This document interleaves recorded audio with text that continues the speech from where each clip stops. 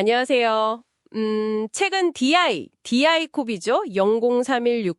여기 주가랑 HBM에 대한 관심 정말 뜨거운데요. 네, 맞습니다. 오늘 여러분이 보내주신 이 분석 보고서 보면서 DI가 왜 주목받는지, 특히 SK하이닉스하고의 관계나 차세대 HBM4 영향, 이런 거 좀 깊게 파헤쳐 보겠습니다. 네, 이 보고서가 DI의 핵심 사업부터 해서 주요 성장 동력, 특히 이제 HBM3나 HBM4 같은 거요. 그리고 재무 상태, 리스크까지 꽤 상세하게 다루고 있어요. 그렇죠. 그래서 이번 딥다이브 목표는 아주 명확합니다.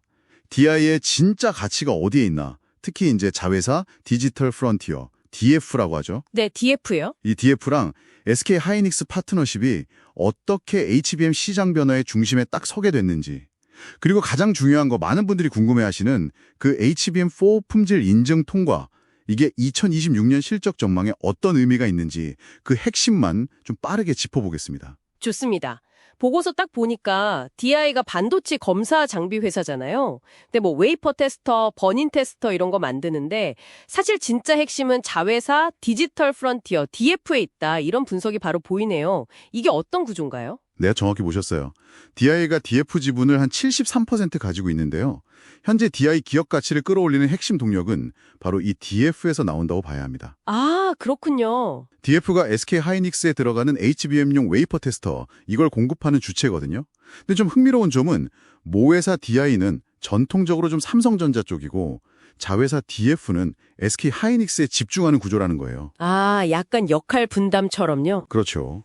그래서 DI에 투자한다는 건 사실상 DF가 SK 하이닉스랑 같이 이 HBM 시장에서 얼마나 잘 해낼 거냐, 여기에 투자하는 거랑 거의 같다고 보시면 됩니다. 그렇군요. 그럼 DF가 SK 하이닉스 파트너로서 뭔가 좀 대단한 걸 해낸 모양이네요. HBM3 시장에서 성과가 있었다면서요. 네, 바로 그게 이야기의 시작점인데요. 원래 SK 하이닉스의 HBM 웨이퍼 테스트 시장은 일본의 어드밴테스트라는 회사가 거의 독점하고 있었어요. 아, 그 유명한 회사죠. 네, 근데 DF가 이 벽을 뚫고 들어간 겁니다. 이게 단순히 비용 좀 아끼려고 파트너를 바꾼 게 아니고요. 엔비디아로 가는 핵심 제품의 테스트를 맡을 정도로 기술력을 인정받은 거예요. 그래서 SK 하이닉스의 전략적 파트너 지위를 확보했다. 이건 진짜 큰 의미가 있는 사건이었죠. 와, 경쟁사의 독점을 깼다니 이건 정말 대단한 성과네요. 그런데 그 HBM3 성공 이후에 더 결정적인 소식이 있었다고요? 이게 뭐랄까, 앞으로의 전망을 확 바꾸는 그런 건가요? 맞습니다. 이게 정말 중요한 포인트인데요. 바로 작년 10월이죠. 2025년 10월에요.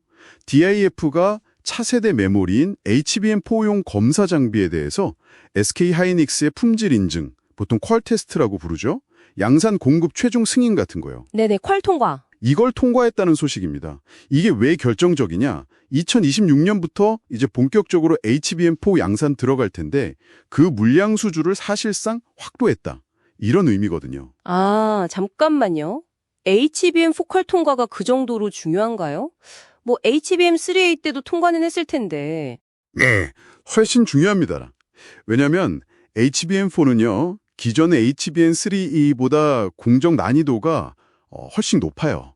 그래서 같은 양을 생산해도 테스트 시간이 더 길어지고 필요한 테스터 장비 수도 최소 1.5배에서 많게는 2배까지 늘어날 걸로 보거든요. 아, 장비가 더 많이 필요해지는군요. 그렇죠. 그러니까 DF가 공략할 수 있는 시장 크기, TAM이라고 하죠. Total Addressable Market. 이게 그냥 커지는 효과가 있는 거예요. 이 퀄 통과 소식 하나 때문에 기존에 우리가 봤던 2026년 실적 전망치가 갑자기 좀 보수적으로 보일 정도가 된 거죠. 와, HBM이 정말 폭발적인 성장 동력이네요. 그럼 약간 불안정한 느낌도 있는데 안정적인 수익 기반 같은 건 없나요? 보고서에 DDR5 이야기도 좀 있던데요. 네, 좋은 지적이십니다.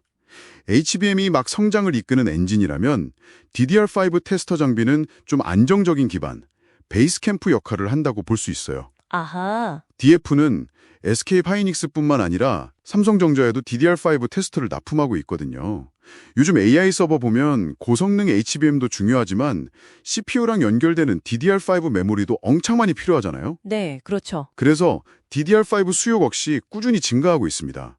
그러니까 폭발성이랑 안정성, 이걸 동시에 가져가는 구조라고 할 수 있죠. 이런 기술적인 성과나 시장 확대가 실제 숫자로도 좀 나타나고 있나요? 실적은 어떤가요, 최근에? 네, 그럼요. 2025년 실적이 바로 그 증거입니다. HBM3랑 DDR5 수주가 본격화되면서 3분기까지 누적 영업이익이 전년 같은 기간 대비해서 무려 1198%나 급증했어요. 와, 1198%요? 엄청나네요. 네, 이런 추세에다가 방금 말씀드린 HBM4 퀄 통과 효과까지 반영하면 2026년에 좀 잘 됐을 경우 불케이스 시나리오라고 하죠. 이때는 매출을 5,150억 원, 영업이익 670억 원까지도 지금 전망하고 있습니다. 기존 전망치를 훨씬 뛰어넘는 숫자죠. 목표 주가가 37,500원 나왔던데 이게 P로 보면 25배 수준이더라고요. 동종업계 상단이면 꽤 높게 쳐준 거 아닌가요? 어떤 근거로 이런 밸류에이션이 가능하다고 보는 걸까요? 네, 그 목표 주가는 바로 그 HBM 성장성, 이걸 반영한 결과입니다. 피어 그룹, 그러니까 유사 기업들 중에서도 거의 최상단 수준의 P, 주가 수익 비율을 적용한 건데요. 네. 그만큼 HBM 시장에서 DF가 가진 거의 독점적인 지위랄까? 그 성장 가능성을 아주 높게 평가한다는 의미입니다. 현재 주가는 이 불케이스 기준으로 보면 P 한 16배의 수준이라서 아직 상승 여력이 있다 이렇게 보는 시각인 거죠. 아, 이미 오른 것 같아도 더 갈 수 있다. 네. 게다가 아직 많은 증권사 애널리스트들이 커버를 안 하고 있어요. 언더커버드 상태라는 점도 좀 흥미로운 부분이고요. 장밋빛 전망이 상당히 강하군요. 하지만 모든 투자에는 당연히 리스크가 따르지 않습니까? 가장 좀 주의해야 할 점은 뭘까요? 역시 그 SK하이닉스에 대한 절대적인 의존도입니다. 현재 DF 매출의 거의 대부분이 SK하이닉스에서 나오다 보니까 만약에 SK하이닉스가 투자를 좀 줄인다거나 아니면 공급사를 좀 다변화, 이원화하려고 움직이면 실적에 바로 타격이 올 수 있죠. 그렇죠. 한 곳에 너무 의존하면 위험하죠. 네. 그리고 단기적으로 주가가 좀 많이 오른 점도 약간은 부담 요인이 될 수는 있고요. 반대로 혹시 우리가 예상 못한 더 큰 기회 같은 게 생길 가능성도 있을까요? 물론 있습니다. 가장 큰 시나리오는 역시 삼성전자. 삼성전자의 HBM 테스트 장비 공급사로도 만약 진입하게 된다면 이건 고객 다변화는 당연하고 공략 가능한 시장 자체가 그냥 2배로 커지는 효과가 있겠죠. 와, 그건 정말 크겠네요. 그렇죠. 또 CXL이라고 CPU랑 메모리 간 고속통신 기술이나 아니면 유리기판 같은 차세대 패키징 기판, 이런 새로운 기술 트렌드에 맞는 테스트 장비를 남들보다 먼저 개발해서 시장을 선점하는 것. 이것도 중요한 장기 성장 동력이 될 수 있습니다. 자, 오늘 DI 딥다이브 내용 슬슬 정리해 보겠습니다. 핵심은 결국 자회사 DI가 SK하이닉스의 HBM 테스트, 특히 차세대 HBM4 분야에서 거의 독점적인 파트너 지위를 확보했다는 거고, 이게 2026년 이후에 아주 강력한 성장 동력으로 작용할 거다, 이 말씀이시군요. 네, 맞습니다. 오히려 기술적 난이도가 올라가는 게 DI에게는 더 큰 시장 기회를 제공하는 좀 역설적인 그런 상황인 거죠. 참 흥미롭네요. 네. 이 사례는 반도체 공급망 안에서 특전 기술, 여기선 HBM 테스트죠. 이걸 확보하는 것과 핵심 고객사, SK하이닉스와의 전력적 파트너십이 기업 가치를 얼마나 극적으로 끌어올릴 수 있는지 아주 명확하게 보여줍니다. 네. 동시에 단일 고객 의존성이라는 그 명확한 리스크 관리, 이게 얼마나 중요한지도 같이 생각하게 만들고요. 기술 변화의 파급력이 정말 크다는 걸 여러분도 직접 확인하실 수 있는 그런 사례입니다. 마지막으로 이 딥다이브를 마치면서 여러분께 한번 던져보고 싶은 질문입니다. HBM4 다음엔 또 어떤 기술이 나올까요?